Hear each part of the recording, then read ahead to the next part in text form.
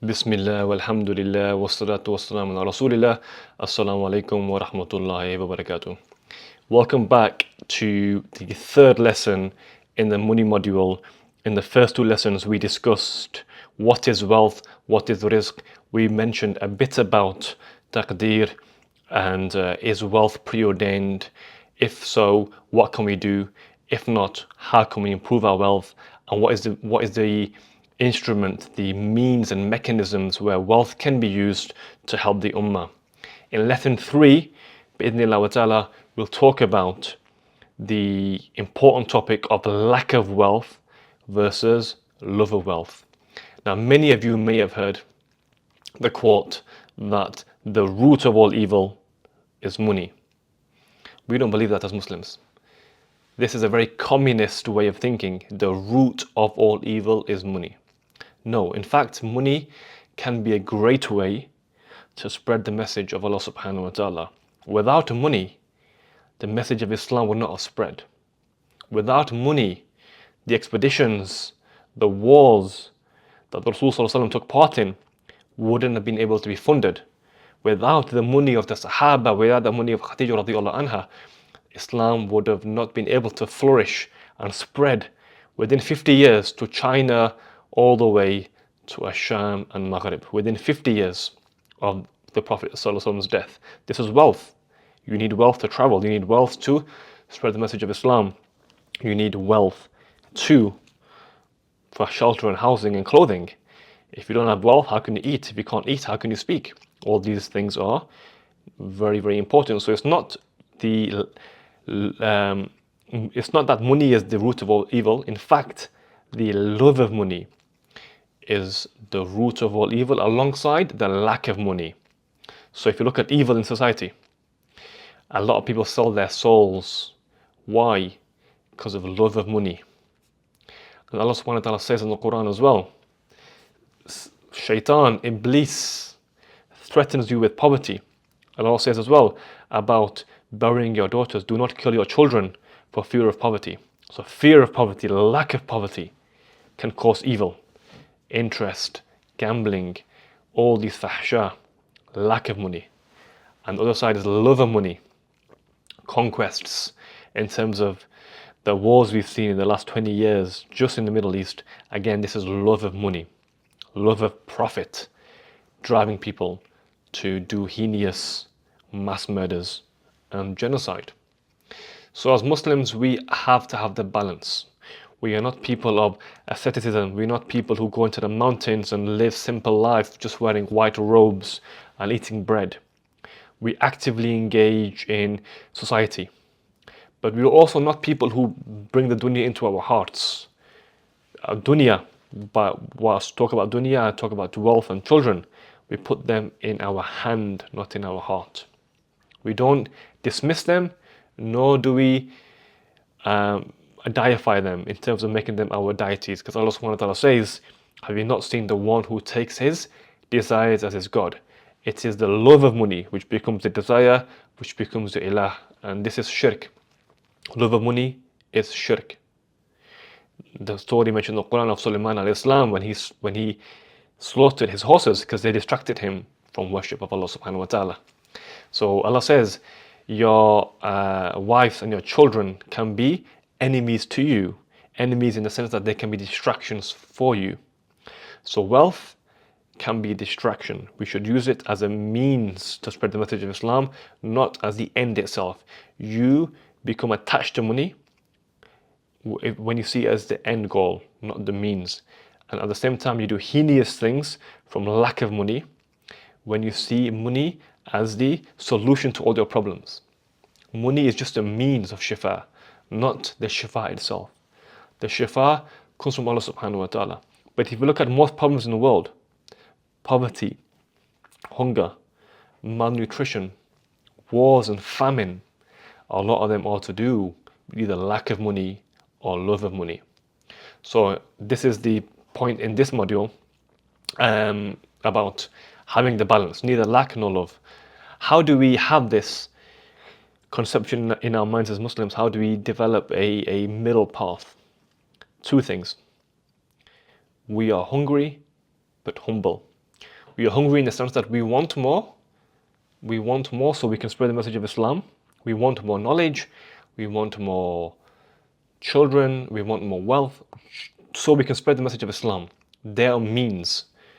But also we are humble in that we understand they don't belong to us. And we mentioned this in the mindset module. These things do not inherently belong to us, so we should be humble because they can be taken away from us at any time. And we've seen this in the Quran with the story of Yaqub alayhi salam, where his son was taken away from him. And the story of Ayub alayhi salam, where everything was taken away from him, his health, his wealth, his family. So these things do not inherently belong to us, so we should be hungry for more, of course, with the intention of improving the state of the ummah, but also we should be humble that they do not belong to us. And what do we say when we are in musibah? Allah says, those who are afflicted with musibah, kalu inna lillahi wa inna ilayhi raji'un. Allah subhanahu wa ta'ala says, when they are afflicted with musibah, they say, verily we belong to Allah and we will return to Allah subhanahu wa ta'ala. This is not only at the time of death, this is at the time of any loss, musibah. The verse talks about musibah. The next verse, Allah subhanahu wa ta'ala talks about, they are the ones who have the blessings of Allah. Allah blesses these people with good tidings of Jannah when they say, Inna lillahi wa inna ilayhi raji'un. We know this hadith about when a child dies and Allah subhanahu wa ta'ala asks the angels, have you taken the apple of his eye? And they say yes. And then Allah subhanahu wa ta'ala asks the angels, what did that person say? And the angels say, he replied, Inna lillahi wa inna ilayhi raji'un. This is the mindset of a believer. Whenever we lose anything or anyone, we say, Inna lillahi wa inna ilayhi raji'un. Detachment, and this is the topic we talk about in the mindset module. But when it comes to wealth particularly, we should have this mindset of detachment. Wealth doesn't belong to us. It is given by Allah, it is taken by Allah. And in the context of izzah and honor, Allah subhanahu wa ta'ala says, وَيُعِزُّ مَن تَشَاءُ وَيُذِلُّ مَن تَشَاءُ. Allah honors and debases whoever He wills. And wealth can be a form of honor. It can also be a form of dishonor. Because we know the story of Qarun in the Quran, a very arrogant man who came out with his wealth and he was swallowed up by the ground. So your wealth can be a source of fitna for you, either excessive wealth or lack of wealth, because we know also poverty can make you do many heinous things through the waswasa of shaitan, where Allah says, shaitan, he tempts you with poverty. He tempts you, he makes you fear poverty.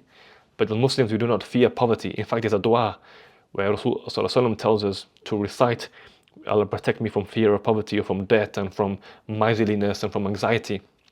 These are du'as we should recite as Muslims.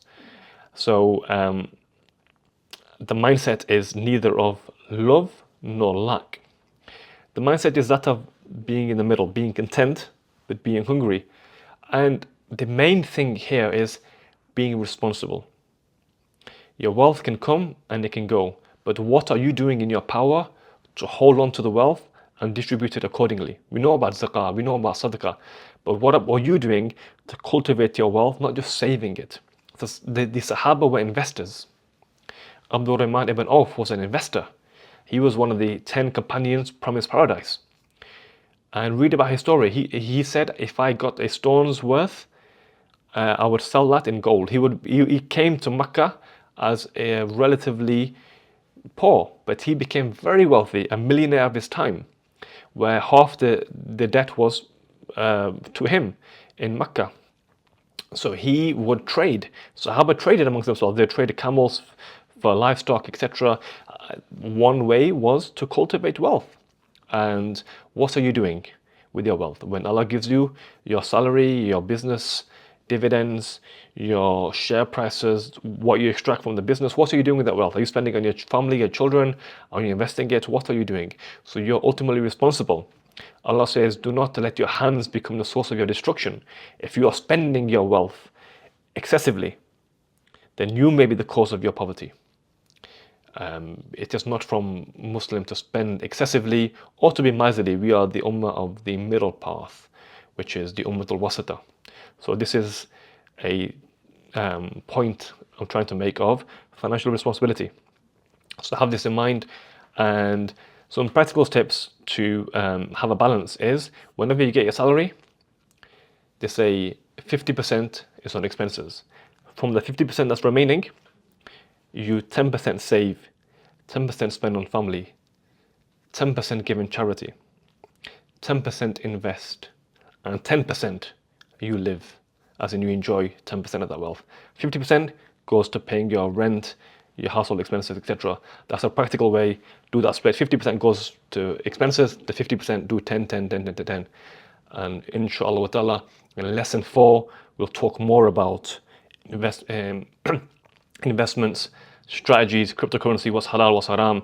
Barakallahu feekum. Assalamu alaikum wa rahmatullahi wa barakatuh.